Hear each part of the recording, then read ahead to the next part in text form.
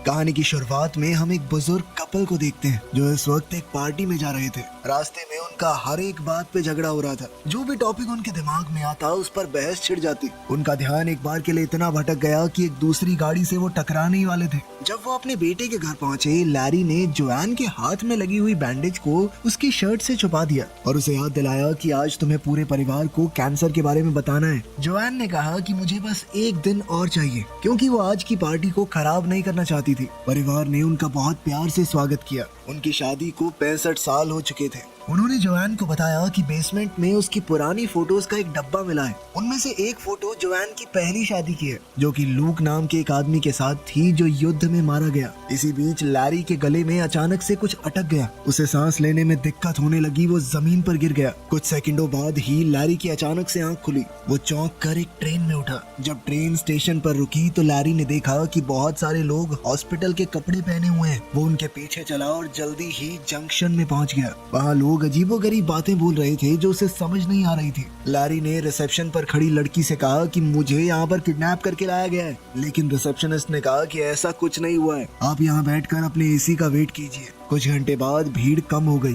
और लैरी कुर्सियों पर ही सो गया था। तब एना आई और लैरी का नाम पुकारा। उसने बताया कि मैं तुम्हारी एसी हूँ, मतलब आफ्टर लाइफ कोऑर्डिनेटर। इसका मतलब साफ था कि लैरी मर चुका है और अब एना का काम है उसे सही जगह पर पहुंचाना। लैरी अभी भी इस बात को समझ नहीं पा रहा था कि वो मर चुका है। अभी एना ने लैरी को शीशा दिखाया। लैरी ये देखकर हैरान हो गया कि वो फिर से जवान हो गया है। एना ने बताया कि जब लोग जंक्शन पहुंचते हैं तो उनका शरीर वो वाला रूप ले लेता है जब वो अपनी जिंदगी में सबसे ज्यादा खुश थे। जब एना उसे बिल्डिंग दिखा रही थी तो लैरी बार बार बोलने लगा कि मुझे अपनी पत्नी के पास जाना है। परेशान होकर एना ने उसे एक चमाट दिया ताकि वो रोना धोना बंद करे। मरने के बाद भी रो रहा है, तू पागल है क्या? उसने ये भी बताया कि ये कोई स्वर्ग या नर्क नहीं है, ये बस थोड़े दिन का स्टॉप है जिसे तुम बदल नहीं सकते। एक बार चुन लिया तो चुन लिया। अभी एक अलार्म बजा और लैरी ने देखा कि सिक्योरिटी एक आदमी को पकड़ रही है। एना ने लैरी से कहा कि ये लाल दरवाजे से भाग कर आया होगा, तुम कभी ऐसा मत करना, ठीक है? फिर एना उसे टेम्परेरी रूम में ले गई और उसे अलग अलग धर्मों के हिसाब से आगे की दुनिया दिखाई। लैरी को इस कमरे में 7 दिन तक रहने को मिलेगा, जब तक वो अपनी आगे की जिंदगी को चुन नहीं लेता। अलमारी में उसके मनपसंद कपड़े रखे हुए थे। कपड़े बदलने के बाद लैरी ने टीवी चलाया, लेकिन सारे टीवी चैनल्स पर यह दिख रहा था कि आप अपनी नई जिंदगी यहाँ शुरू करें, नहीं यहाँ शुरू करें। फिर वो जंक्शन घूमने गया। बहुत सारे स्टॉल देखे जो आगे की जिंदगी का सपना बेच रहे थे। आखिर में भूला भटका वो एक बार में पहुंचा। जैसे ही वो बैठा तो एक सुंदर औरत उसके पास आकर बैठ गई और फ्लर्ट करने लगी। वो दिखा रही थी कि तुम्हारी आगे की जिंदगी दिलचस्प भी हो सकती है। जिस पर लैरी ने कहा कि सॉरी दीदी, मैं शादीशुदा हूँ। बारटेंडर लूक ने लड़की को रोकते हुए कहा कि बार के अंदर एडवर्टाइजमेंट करना अलाउड नहीं है। इसके बाद वो औरत चुपचाप चली गई। लैरी ने लूक से पूछा कि क्या तुम एक एंजल हो? पर लूक ने कहा कि वो भी उसकी तरह एक आत्मा है जो जंक्शन पर अभी नौकरी कर रही है। लैरी अभी भी थोड़ा कंफ्यूज था तो लूक ने उसे रूल बताए। एक बार अगर तुमने आगे की जिंदगी चुन ली तो उसे बदल नहीं सकते। दूसरी किसी जिंदगी में जाना भी अलाउड नहीं है। अगर कोई भी रूल तोड़ा, ज्यादा दिन यहाँ रुक गए या फिर अपनी जिंदगी बदलने की कोशिश की तो तुम्हें वॉइड में डाल दिया जाएगा। वॉइड एक ऐसी जगह है जहाँ पर सिर्फ अंधेरा होता है, हमेशा के लिए। उनके बीच अच्छी बातचीत हो गई तो लैरी ने लूक को बताया कि यार मेरी पत्नी को कैंसर है, मैंने वादा किया था कि उसका ख्याल रखूंगा। अब बुरा लग रहा है कि उससे पहले ही यहाँ पर आ गया। फिर 1-2 घटकाने के बाद लैरी अपने कमरे में जाकर सो गया। अगली सुबह एना ने बेड पर चढ़कर लैरी को उठाया। बेचारा लैरी चौंक कर उठा। फिर वो एना से पूछने लगा कि लोग यहाँ पर नौकरी क्यों कर रहे हैं। एना ने कहा कि कुछ लोग ये मान ही नहीं पाते कि वो मर चुके हैं। कुछ अपने परिवार या जिनसे भी वो प्यार करते हैं उनका वेट कर रहे हैं कि वो भी एक बार मरने के बाद यहाँ आ जाएं तो फिर चले जाएंगे एक जगह पर। और सबसे ज्यादा बुरा तो उनके साथ हो रहा है जो चुन ही नहीं पाते। लैरी ने पूछा कि मेरी पत्नी का क्या हाल है? जोआन, वो भी जल्दी मरती होगी है ना? लेकिन एना ने कहा कि ये इन्फॉर्मेशन अभी नहीं मिल सकती। लैरी ने फैसला किया कि वो जोआन का इंतजार करेगा। एना ने कहा कि देखो 7 दिन का स्टे तो फ्री है, उसके बाद तुम्हें भी काम करना पड़ेगा अगर रुकना है यहाँ पे, और साथ ही बेसमेंट में शिफ्ट होना पड़ेगा। कुछ दिन निकल गए लेकिन जोआन का कोई अता पता नहीं चला। एना ने कहा कि तुम श्योर हो इसमें कई महीने भी लग सकते हैं, ऐसा भी तो हो सकता है उसका कैंसर ठीक हो गया हो। इसके बाद लैरी ने फैसला किया कि वो एक प्यारा सा घर बसाएगा जोआन की याद में, ताकि जब भी वो आए तो सब कुछ एकदम तैयार हो। उस रात लैरी ने अपनी पत्नी के लिए एक चिट्ठी लिखी। उसी वक्त कैंसर से जोआन मर गई और वो भी ट्रेन में उठी। अगली सुबह एना लैरी को उसकी नई जिंदगी की तरफ ले जा रही थी। लैरी ने एना को चिट्ठी देकर कहा कि जोआन को दे देना, लेकिन एना ने कहा कि ये रूल्स के खिलाफ है, अगर हो पाया तो कर दूंगी, पक्का नहीं कह सकती। लैरी अब स्टेशन की तरफ गया जबकि जोआन ट्रेन से उतर रही थी। एस्केलेटर पर लैरी ने अपनी पत्नी को देखा, लेकिन जोआन ने उस पर ध्यान नहीं दिया। बेचैन होकर बेचारा लैरी भी वापस हो लिया। वहाँ जोआन शीशे में अपना जवान चेहरा देख रही थी। दोनों मिले और प्यार से गले लगे। जोआन पहले ही समझ गई थी कि वो मर चुकी है। उसने लैरी को डांटना शुरू कर दिया कि इस तरह से कौन मरता है, बेवकूफ हो गया, ध्यान से नहीं खा सकते। तभी वहाँ रायन आया जो कि जोआन का आफ्टर लाइफ कोऑर्डिनेटर है। वो जोआन को लैरी से अलग करके उसके पहले पति लूक के पास ले गया, जो बेचारा 67 साल से उसका इंतजार कर रहा था। जोआन लूक को देखकर बहुत इमोशनल हो गई। तभी लैरी बीच में कूद पड़ा, अरे कुछ नहीं होता, लोग मर जाते हैं यार, नॉर्मल चीज है, चलो बेबी अपनी दुनिया में चलते हैं, नई मैंने चुनी आपके लिए। लेकिन जोआन को समझ नहीं आ रहा था कि ये हो क्या रहा है। जल्द ही उसे पता चला कि उसे दोनों में से एक पति चुनना पड़ेगा, जिसके साथ वो अपनी मनचाही जिंदगी बसा सकती है। तभी रायन सभी रूल्स समझाते हुए उसे कमरे में ले गया। कपड़े बदलने के बाद अब रायन जोआन को उसके ऑप्शन समझा रहा था। तभी लूक वहाँ पर आया। डर के मारे कि उसे दोनों में से एक को चुनना होगा, जोआन ने दरवाजा ही बंद कर दिया। रायन का तो कहना था कि लूक बहुत अच्छा है, वो 67 साल से तुम्हारा यहाँ पर इंतजार कर रहा है। उधर लैरी एना के सामने गुस्सा निकाल रहा था। एना ने बताया कि मेरा और जो रायन है ना, मतलब जोआन का एसी, हम पहले रिलेशनशिप में थे, हमारी लड़ाई हो रखी है ना, तो वो जान के भी तुम्हारे अगेंस्ट बोल रहा होगा। लेकिन लैरी कहने लगा कि मेरी और जोआन की शादी 65 साल की है, इतने साल तो वो लुक्खा लूक जिंदा भी नहीं रह पाया, हमारे साथ बच्चे हुए, पूरी जिंदगी बिताई है हमने। उधर जोआन और लूक जंक्शन में वॉक पर गए। वो दोनों थोड़ा अजीब सा महसूस कर रहे थे। अचानक दो गार्ड्स एक आदमी को पकड़ने के लिए भागे, जो अपनी चुनी हुई जिंदगी से भाग रहा था। एक गार्ड ने लूक को हाय कहा और तुरंत जोआन को पहचान लिया, ये कहकर कि आखिरकार आप पहुंच ही गई यहाँ पर। ये सुनकर जोआन को बहुत अच्छा लगा, क्योंकि इसका मतलब साफ था कि लूक उसके बारे में बात करता है। गार्ड्स के जाने के बाद लूक ने जोआन को रूल समझाए और साथ ही अपने प्यार का इजहार कर दिया। उसने कहा कि मैं हर दिन तुम्हारे बारे में सोचता था। वो प्यारी बातें बोलता रहा और उसे किस करने की कोशिश की, लेकिन जोआन पीछे हट गई क्योंकि उसे अजीब लग रहा था। उसने कहा कि मुझे सोचने के लिए थोड़ा वक्त चाहिए और फिर जल्दी से वहाँ से भाग गई। कुछ ही मिनटों बाद लैरी जोआन के कमरे में घुस गया, बहुत सारे आगे की जिंदगी के ऑप्शन लेकर। जोआन घबरा गई और लैरी पर चिल्लाने लगी। उसने उसे भी वही जवाब दिया कि मुझे अभी थोड़ा वक्त चाहिए सोचने के लिए। वो कहने लगी कि पिछले कुछ दिन मेरे बहुत भारी थे, तुम्हारी मौत के बाद पता है मेरी बेस्ट फ्रेंड की भी मौत हो गई। इस बात से लैरी थोड़ा खुश हुआ, क्योंकि वो वैसे भी उसे खास पसंद नहीं थी। लैरी को याद आया कि स्क्वाट करने से जोआन हमेशा शांत हो जाती थी। बुजुर्ग होने के बाद से जोआन स्क्वाट नहीं कर पा रही थी, इसीलिए अब जवान होकर दोबारा से शरीर में ताकत महसूस करके उसे बहुत अच्छा लगा। उधर लैरी फिर से कुछ खा रहा था और उसका गले में दोबारा से खाना अटक गया। इस बात से जोआन अचानक घबरा गई, लेकिन लैरी हंसने लगा कि मर तो चुका हूँ, मजाक कर रहा था मैं बस। इसके बाद लैरी आराम से बेड पे लेट के रिलैक्स करने लगा, लेकिन जोआन ने उसे लात मार के बाहर निकाल दिया, जिसके बाद उस बेचारे को अपने बेसमेंट वाले कमरे में जाना पड़ा। लेकिन वापस जाते हुए लैरी ने एक बोर्ड देखा, जिसके ऊपर मरे हुए सिंगर डीन मार्टिन के शो का प्रमोशन था। जोआन को वो सिंगर बहुत ज्यादा पसंद है, इसलिए लैरी ने एना से शो अरेंज करने को कहा। जब लैरी अपने नए रूम में पहुंचा तो ये देखकर चौंक गया कि कितना छोटा कमरा दिया है उसे। अगली सुबह लैरी जोआन को वेटिंग एरिया में ले गया। वहाँ एना उस सिंगर को गाने के लिए ले आई और खुद पियानो बजा रही थी, लेकिन वो आदमी अजीबोगरीब बर्ताव करने लगा, सीढ़ियों से भी गिर गया। तब उन्हें समझ आया कि ये कोई असली डीन मार्टिन नहीं है, कोई बहरूपिया है, मरने के बाद भी नकल कर रहा है, कितना गंदा आदमी है ये। लूक तुरंत उसके पास आया, उसे खींचकर अपने साथ ले गया और एक मुक्का दे मारा। फिर रायन की मदद से लूक ने जोआन को फूल देने की कोशिश की, लेकिन लैरी ने फिर से बीच में बोलना शुरू कर दिया, ये चीटिंग है, फूल फाल कैसे दे रहा तू, मैं दे रहा हूँ कोई गिफ्ट। दोनों आदमी फिर से झगड़ा करने लगे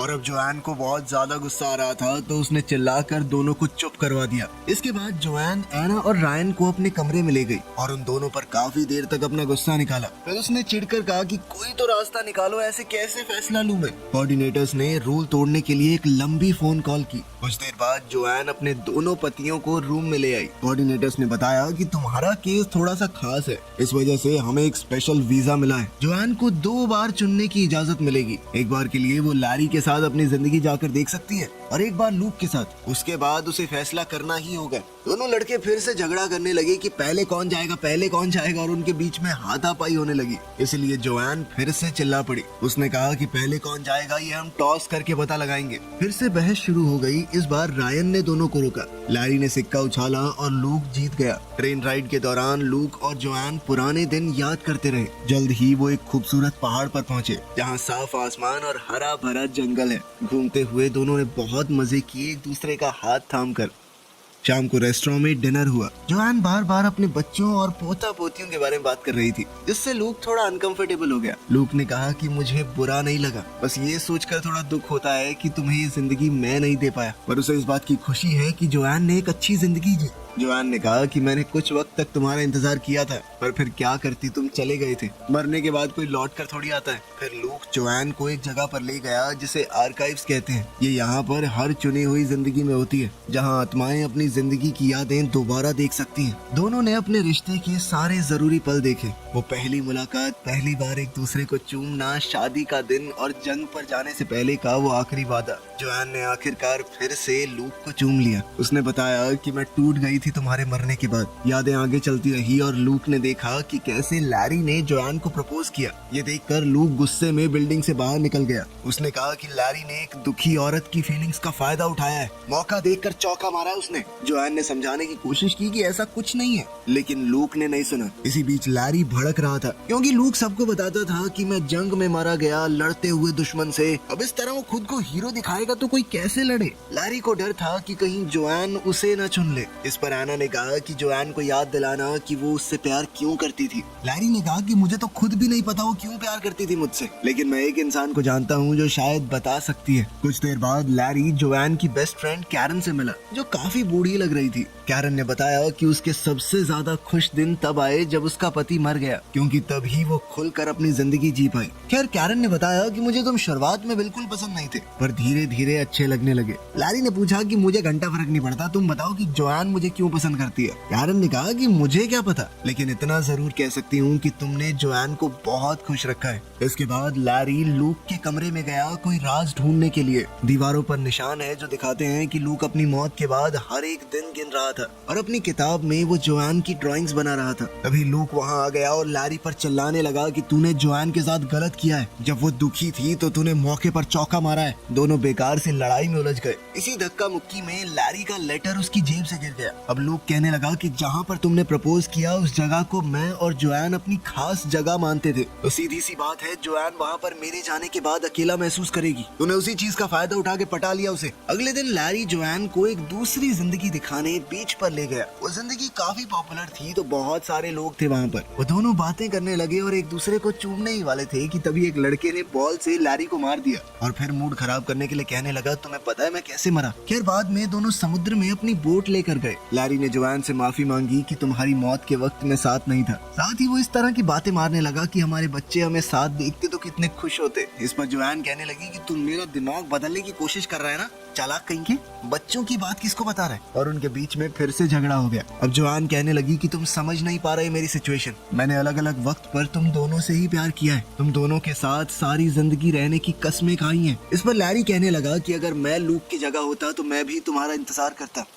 वापस आकर जोआन ने लैरी के साथ अपनी बीती यादें देखना चाहा, पर लैरी ने मना कर दिया। उसका कहना था कि यादों में इंसान खुद को खो सकता है। वो जोआन को इससे बचाना चाहता था। जोआन को लगा कि लैरी डर रहा है कि पता नहीं क्या निकल आएगा। खैर, दोनों किनारे पर बैठकर अपनी पहली डेट की बात करने लगे। लैरी ने कहा कि मैं बस तुम्हें हमेशा एक बेहतर जिंदगी देना चाहता था। उधर जंक्शन में लूक को लैरी का वो लेटर मिल गया। उधर जोआन और लैरी अपनी डेट से वापस आए, एक दूसरे को चूमा तो लैरी ने कहा कि मुझे फर्क नहीं पड़ता हम कहाँ पर जाते हैं, बस साथ होने चाहिए। तभी लूक ने लैरी का वो लेटर जोआन को दे दिया। ये पढ़कर जोआन को पता चला कि लैरी तो लगभग चला गया था, बस उसने जाते वक्त उसे देख लिया तो रुक गया। फिर उनके बीच एक और झगड़ा शुरू हो गया। जोआन ने लैरी को सेल्फिश कहकर पुकारा। इस पर लैरी ने कहा, तो मैं भी तो तेरी सेकंड चॉइस था। और ये लुक्खा लूक, इसने भी बहुत सारी आत्माओं के साथ गुलू गुलू किए। इस पर लूक गुस्से में चिल्लाया कि 67 सालों में 2-4 आत्माओं के साथ गुलू गुलू कर ली तो क्या हुआ? इंतजार तो मैं जोआन का ही कर रहा था ना, आखिर आत्मा की भी कोई नीड्स होती हैं। अब दोनों कहने लगी कि एक बार चुन लो, बस हमें नहीं पता।